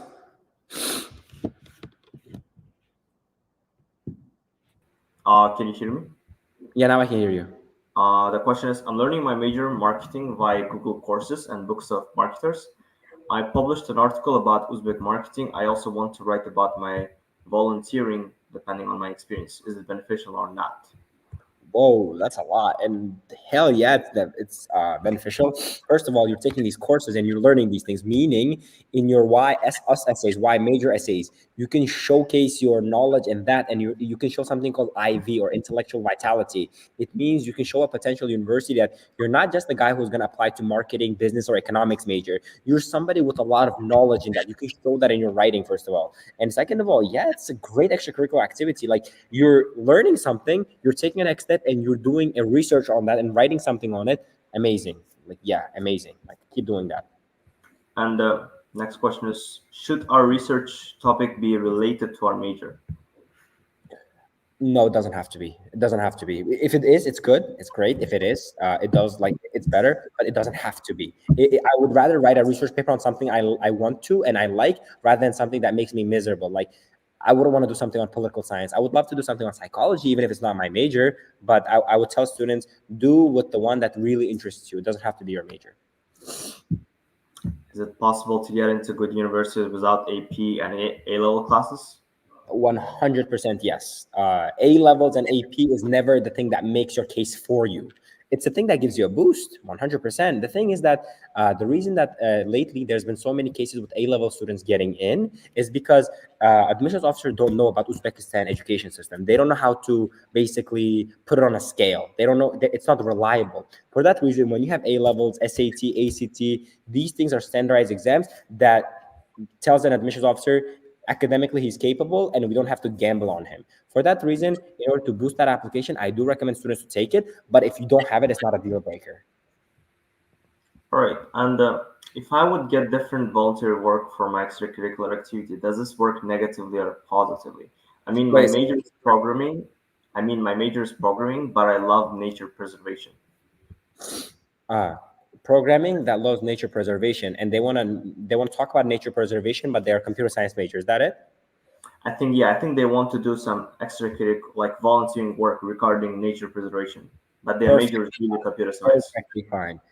Like, of course, have something in computer science also, but it's awesome when you have things like this, like nature preservation. It shows that you will contribute to that university in different ways, and you're not just this one boring person who has this one interest and that's it. Of course, nature, these things builds character and personality around your application. It's definitely a good thing to do. And if you really love it to that extent, why don't you do like environmental science and combine computer science with what you love and apply to Brown? You have Brown's open curriculum. Brown's open curriculum will allow you to combine computer science with something in environmental and make you apply there. So like, why not do that? So always like use your interests your own favor, but it's a great thing. All right, next question is how to write "Why do you deserve this scholarship" essay? Those are really, really hard usually when you have to say why you deserve it, because the admissions officer or the people are literally inviting you to brag about yourself and say why you're better than other applicants. They're open, like making you enter a battlefield, saying, hey, here's the thing, pick up the sword and start fighting and fight for yourself. That's literally it with the why do you deserve this scholarship essay. But in terms of how to answer that question, I would be very, very specific. Even if it's cliche, I would just say, hey, for example, the thing I would do first is do a research on that scholarship in particular. Who created the scholarship? In what context they created the scholarship? Who is it for and why? And once I have those things, I would connect the reasons for the creation of that scholarship with my own background story and my academics and match it and write an essay on that. But in any scholarship, you should always, like Hudson Trust Scholarship, something like Lafayette Scholarship. All these scholarships have a history. who was this person, who was this alumni, or why does this scholarship exist? And once you have that, then you connect it to who you are. But always make sure that you're doing a research on who's granting you the scholarship. Right. Our next question is, who are your recommenders? Please talk briefly about your recommendation letters. I mean, you don't have to disclose them, but like maybe it's a Yeah. Okay. All right. I had a lot. I had a lot, and I was changing them interchangeably. But I had one from my AP Calculus teacher, one from my like innovative center in Samarkand from one of my mentors, Muhammad Aliyev.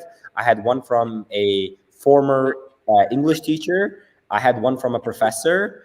I had one from a political official from Samarkand, and I'm not going to mention who it was or what it was, but I had one from political official in Samarkand, and I had an internship at a political, again, person from Brooklyn, New York, because I wasn't a lot of internships. So I had a lot of politics stuff in terms of recommendation letters.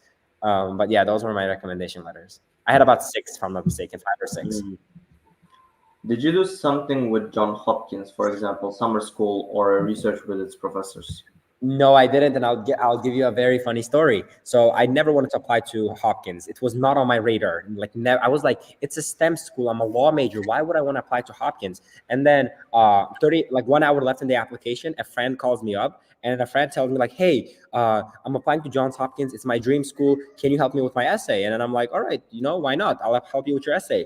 And then until about 11:30, we write his essay. He submits it, and he goes like, "Did you apply?" And I'm like, "Hell no, I'm not applying." And he says, "Hey, what do you have to lose? Just apply, just apply, just apply." And I go, "You know what? Okay, why not?" In 30 minutes, I take my YNYU essay. I actually had a YNYU essay, and then I took my Y Cornell essay.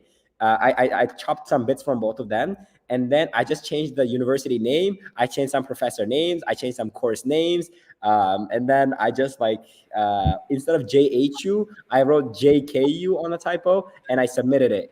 And then the decision day comes out. I forgot I applied to Hopkins. My friend starts calling me. I'm at work, and he says, hey, I got rejected, but did you get in? Did you get in? And he's like, you didn't call me, so you probably got rejected. And then I tell him like, I don't know. I send him my login and password, and I tell him to check, and I'm checking it myself also.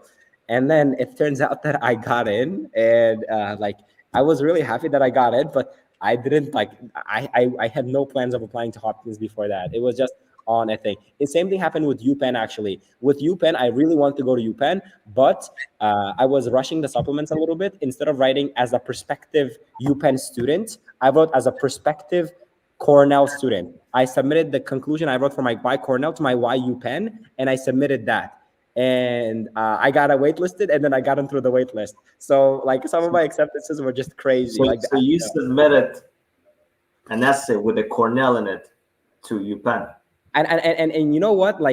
Give me 1 second, and I want to actually show something, because I think that it will be really, really useful to everybody who's watching. Because a lot of times people say like, "Hey, does luck play a role? And do the admissions officers actually go through your entire application?" And my answer to that is always no. And I want to show you why. I'm gonna share my screen right now. Let me just do share screen. I'm gonna do entire screen. So here, I will go to my inbox here. And then I will say, here, I will just say UPenn. Here, let's say to UPenn. Let's see, where's the UPenn thing that I wrote? Let's see, UPenn. Here. So here, this is January 6th. I sent them a correction. I knew I messed up. So here, so I told them, hey, good morning. I just reviewed my UPenn supplement, and I realized I have submitted an old version for the first prom.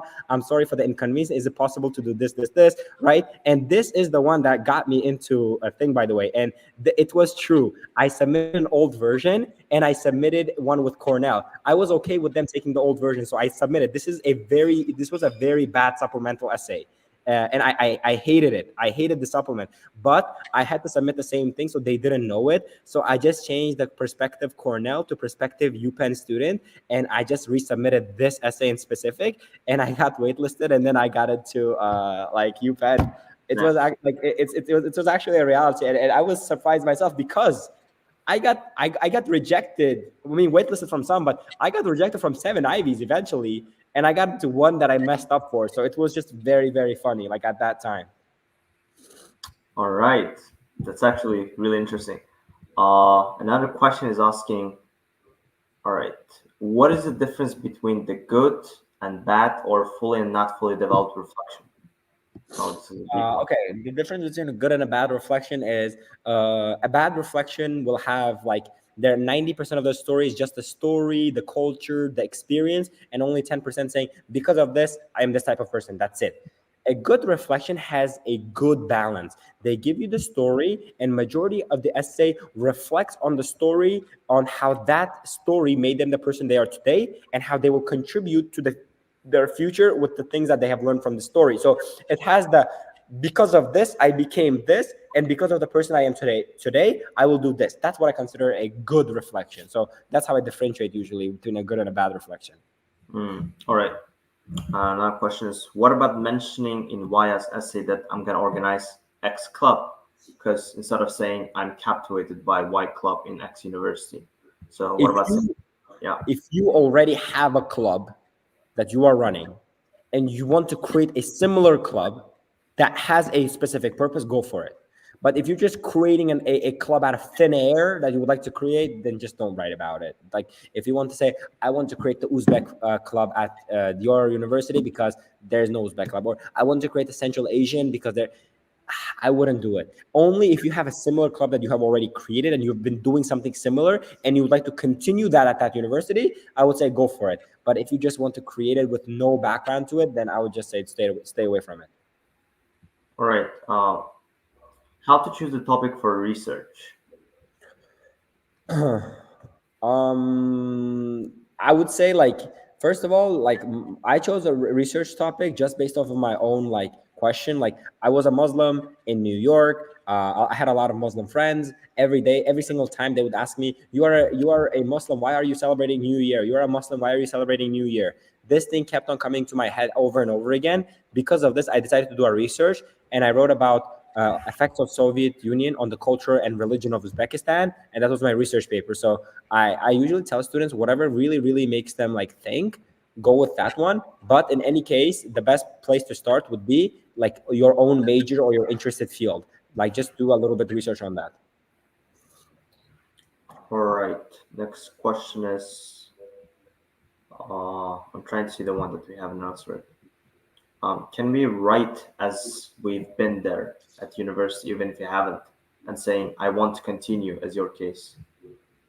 If you have not been to that university and you want to say you have been, like sometimes universities will ask you if you have been to the US, if you've entered US or something like that. And if it's obvious and you said no, there's no point of lying, and I don't recommend students to lie in their application. However, if you do want to mention it, the first question I would ask you is why.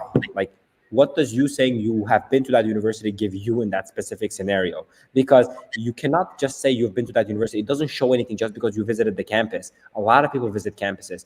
It's just something you have learned during that's so specific. Like that essay we read, it was really specific to how that pamphlet, their little booklet, was different to everybody else. Like that specificity you can only get by visiting. So I would say whatever you will write and whatever you will fake will have no purpose. It will not be successful anyways, in my opinion.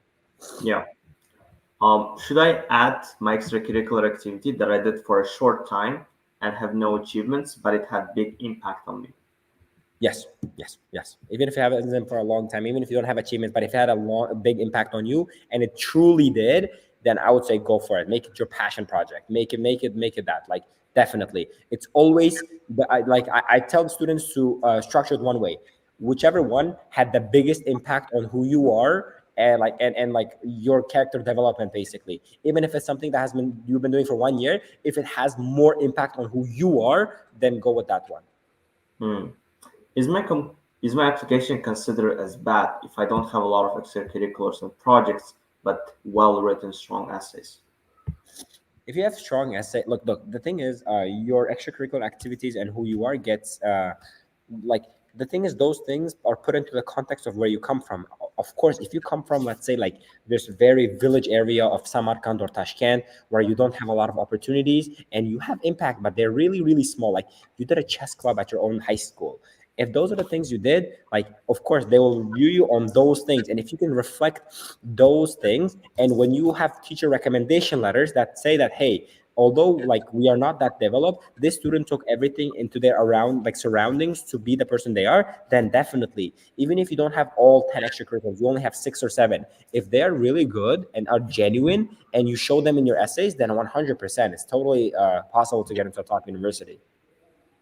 And what do you have to say for gap year students? How they can spend their gap year effectively?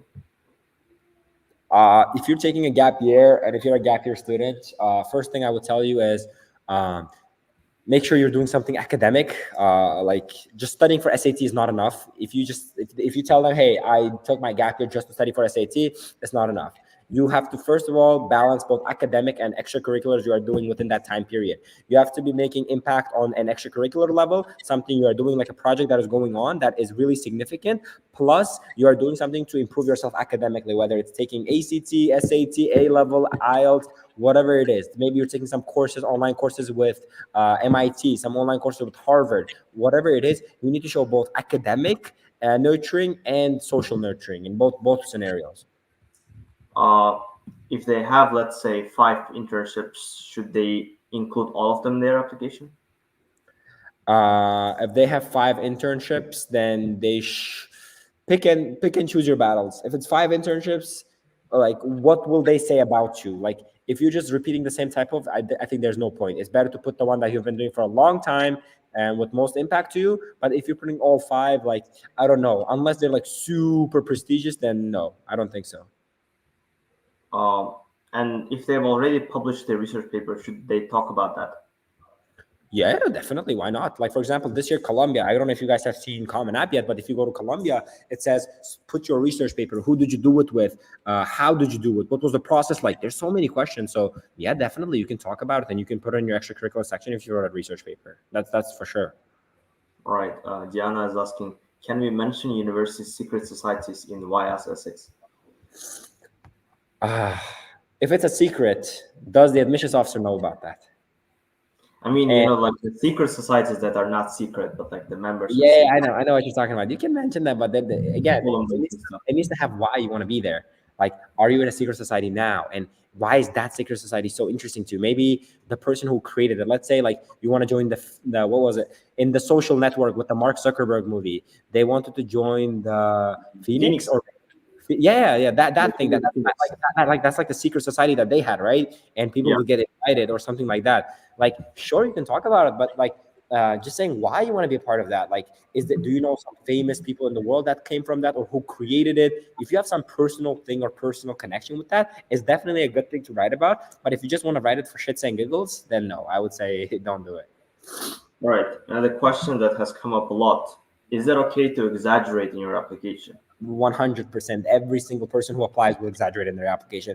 Just don't do it too much, like with hours. Make sure your hours are adding up. Make sure you know that you have 8 hours of classes every day, and you probably have maximum 20 to 30 hours for extracurricular every week. So please make sure you don't exaggerate your hours, because I understand some public school students, you guys don't go to school or you have like gotten some type of like exemption from school, but it doesn't mean the admissions officer will know that. So make sure if you're exaggerating, it's fine. Every single top university candidate will exaggerate in their application. I don't know a lot of applications who haven't. And if they say they haven't, then they're lying to you. I will promise you. Okay. But you can exaggerate. I definitely think you can. You just have to be smart with how you exaggerate. Make sure that admissions officer have a sixth sense to sensing when something is not right. Make sure that you don't that sense they have doesn't tingle when they're reading their application. All right. They have asked, I think we've went through on the presentation as well. If I asked for help for my essays from US students, is there any benefit for my essays? 100%. I have some students who have LinkedIn accounts. They literally reach out to students from top universities and they just say, hey, can you help me with this? And they're some of the nicest people ever. So yeah, definitely reach out to them. They will edit it for you. Like, I literally have some kids that I know, like in my group right now. They are so smart that like they told me the other day, they're like, hey, we met with this guy from MIT and he decided to help us with our thing in the future. And I told them, can you give me his contact so I can reach out to him? They're like, no, we're not going to give you his contact because you're going to steal him from us. Like, and I was like, okay, like you do you, but definitely reach out to people. Like, it definitely helps, like, for them to give you suggestions, help them, like, give you feedback on your application. I think it definitely is a good idea. All right. we're coming to close. I'll just read 2 or 3 questions. Uh-huh. What do you have? What if I have major related ECs, but no impressive honors? That's fine. That's fine. Like honors also get like they also get graded based on like what's available there. And if you don't have crazy honors, it's totally fine. Like you can always shine with your extracurricular activities. Uh, but the thing is, like, always understand one thing doesn't make the entire of your application. You Yep. not having honors or you having honors. Like there's some people who are in IMO, like International Math Olympics or Olympiad.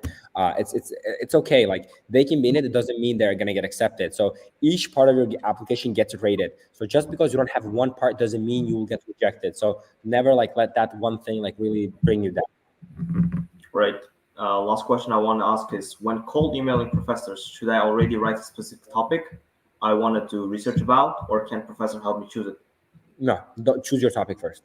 Professors hate when you're just emailing them and wasting their time. Give them a specific research idea, specific execution, maybe write an abstract for it, and then ask for help. Don't ask for help from something that doesn't exist, but come up with an idea first. Right. I think, as I said, this was the last question that I'm going to read. There are some more questions. If you want to ask more questions, you can leave them in the comments, or if you're okay, like we'll share your profile in the comments so that they can reach out to you. For sure. For That's sure. fine. You can give them my channel, my profile, whichever one they Yeah. want to reach out to. It doesn't matter. And yeah. But with that being said, thank you so much, Abokir, for having me. Thank you to Unicraft. You guys are amazing. Like I love like everybody in Akbar, Elzot Khan. Like all of you guys are amazing, and thank you for giving the students this opportunity because the admissions cycle just opened. It's August now, and you're just giving them a little taste. I hope you guys will conduct something similar upon early decision and upon regular decision because Yeah. I think that this is something very, very useful for students. And like it's just a very, very great idea because personally, when I was applying to universities, nobody helped me. I didn't get help from any admissions agencies, nobody, one person in specific. I basically applied for everything myself. And I wish I had these free resources that these students have now. So it's just like you being able to create this opportunity for students and inviting people like Sanjar, Aloma, Saifullah, me, like this just gives them a great, great, great opportunity that like I wish I had when I was applying. For that reason, I do thank the Unicraft team for conducting this webinar. Thank you very much for you as well. We thank you for dedicating 2 hours of your time. I know that you're having your summer break. I know that it's time to like relax and enjoy, but dedicating 2 hours of your time for free for students to get to know about essays, to learn from your experience, and answer the questions, and really just showing up. It's just a great thing. So we really enjoyed hosting you today, and we hope that we'll see you in more of our future projects. Of course. And yeah, Bobirjon is one of the most active and Unicrafters, so you can find him on the website. We'll leave his channel links. We'll leave his personal account. So if you have questions, if you want to follow up with whatever he is doing, and if you just want to learn more about admissions, IELTS, SAT, whatever you want, you're welcome to do that as well. And thank you very much for all of you for attending our webinar workshop series. This is the end. This is the last workshop that we've hosted. Thank you very much for all of you attending, and we'll continue our mission of providing you valuable content that will help you get into the best university in the world. And hopefully that one day we'll hear feedbacks like, I enjoyed that session with Bobirjon, and that was great, and that really changed my perspective on essay writing and admissions. And we're just glad that we were able to help. Thank you very much for everyone who are attending.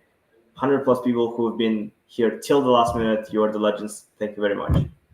Thank you. Right. I'll see you guys in the next ones.